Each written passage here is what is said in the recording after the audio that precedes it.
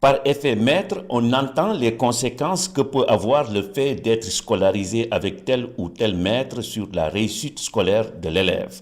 Définition donnée par Françoise Reynald et Alain Régnier.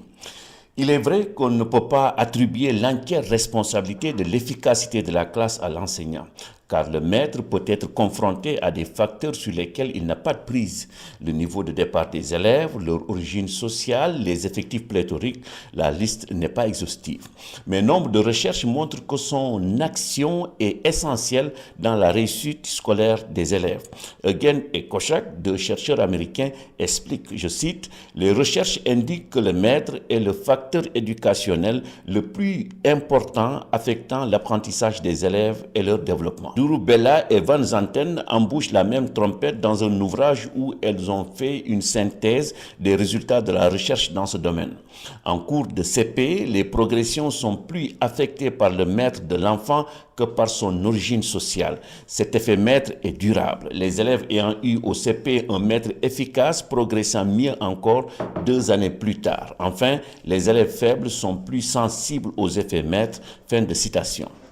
Clermont-Gautier ne dit pas autre chose. Sur le continent nord-américain, renseigne-t-il, un nombre imposant d'études s'accordent pour dire que l'école, plus particulièrement l'enseignant, par la manière dont il gère sa classe et son enseignement, a une forte influence sur l'apprentissage des élèves.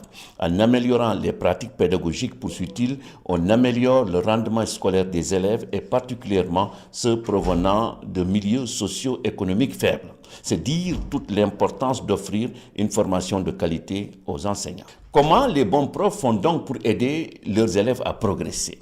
Pascal Bressou répond qu'il a été montré que les enseignants qui ont des attentes élevées vis-à-vis des acquisitions de leurs élèves obtiennent effectivement les meilleurs résultats que les autres. C'est le fameux effet Pygmalion. Il ajoute que l'explication des différences d'efficacité entre les enseignants peut aussi être recherchée dans les différences entre les pratiques.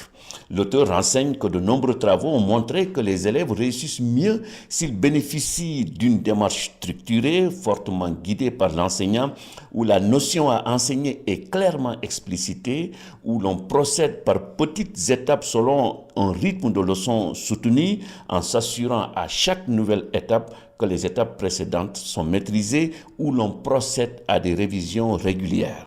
Ce type de démarche, poursuit-il, n'est pas à proprement parler de méthode. Elle est souvent désignée sous l'appellation d'enseignement direct ou enseignement explicite. D'ailleurs, nombreux sont les travaux qui ont montré son efficacité dans l'enseignement des disciplines comme la lecture, les mathématiques ou les sciences, notamment pour les élèves en difficulté.